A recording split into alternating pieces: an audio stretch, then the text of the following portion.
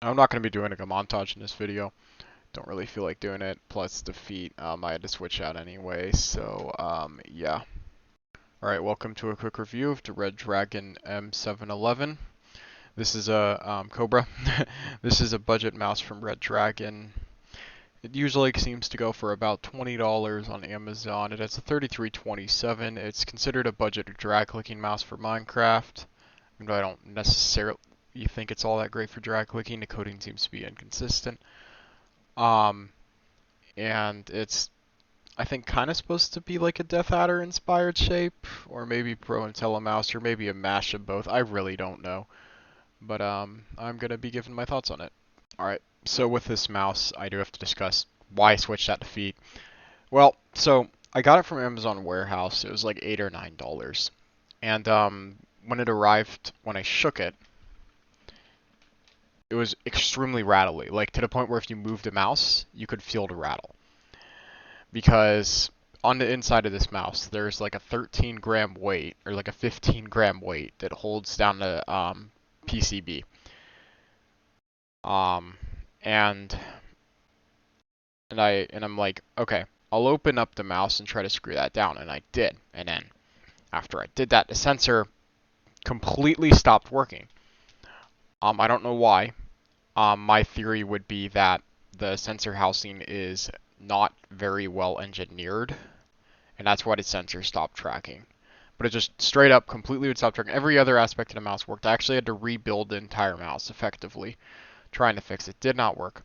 But a couple days ago, I was here, and then I started fiddling around at the sensor in the middle, and I'm like, what if I push it a bit? Maybe it's just jarred loose in position. And then I pushed it in, and lo and behold, the mouse is fully functional again.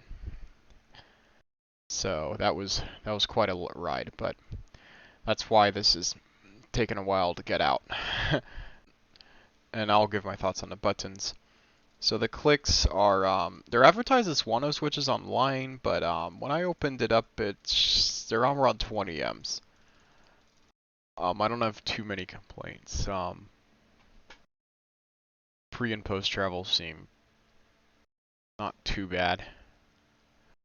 There isn't really any pre-travel, little bit of post-travel, but nothing bad. It's actually pretty exceptional for a mouse like this. The clicks don't feel particularly good though. It's around 20 Ms. The side buttons, one of them, that one is textured. So, um, no, not too much pre or post travel. They're actually decent side buttons. Scroll wheel, I don't know. I don't really like it too much. There's no tactility at all. It's just like a smooth scroll wheel. Doesn't really make any noise, not rattle really or anything. So, yeah. The buttons on this mouse are fine. That's not what my problem with the mouse is, and I'll explain later on what my problems with it are. Right. So the shape of this mouse, I don't know.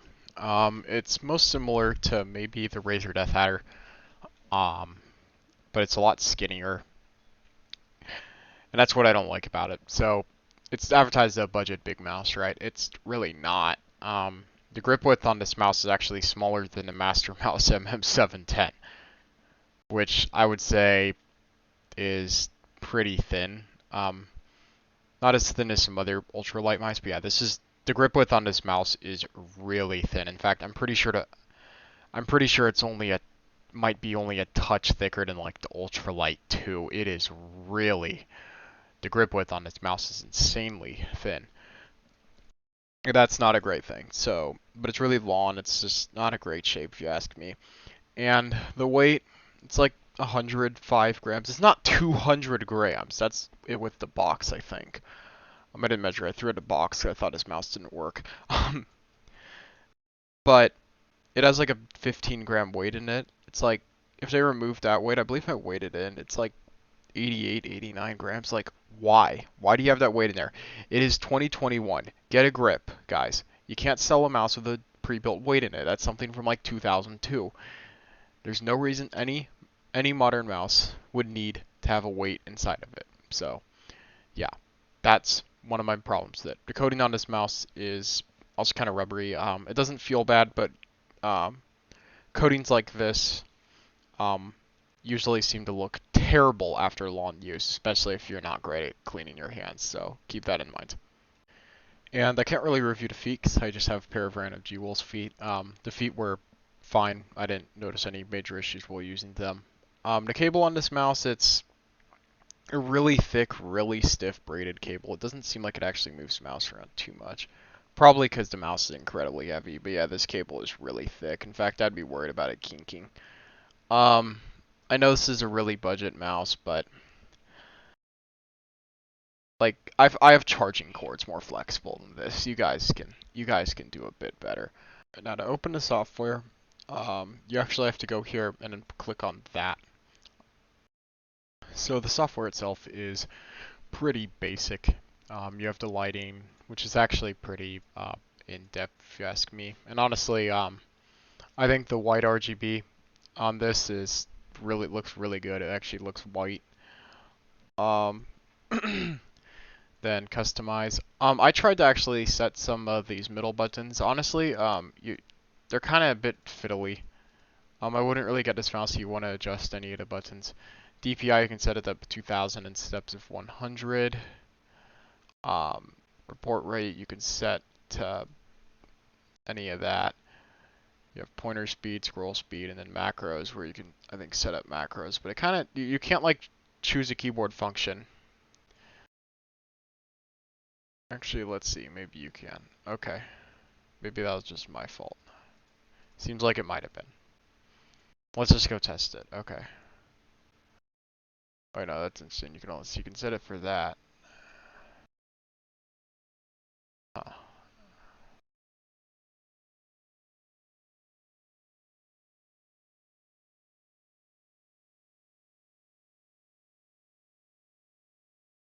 So it seems like you can set it this, but I don't know. I think the software is fine, but nothing special. So my conclusion with this mouse would be, I don't know, I can't really trust it. You know, it literally arrived laterally on me, but that could have been Amazon warehouse.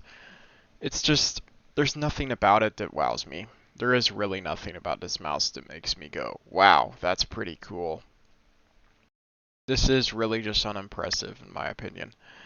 It it doesn't really do anything exceptionally for a budget mouse. I mean, and I really do feel like it's really weird how a lot of people really simp hard for Redragon. I don't want to get too conspiracy, but that's really weird. I don't know why tons of people would be like, "Oh, this is the greatest mouse ever made." Like, yeah, that's sketch. There's just nothing this mouse does that I think's like exceptional. The PicTech mice are reviewed. I'd say both of them were better, and they were cheaper. Um, it's not like this mouse is completely terrible, but I just don't see where the hype is. You are really better off getting a different mouse, or just getting like a G203 or a Viper Mini. You'll get a mouse that is a million times better, and you'll enjoy it a lot more. So thanks for watching, and bye.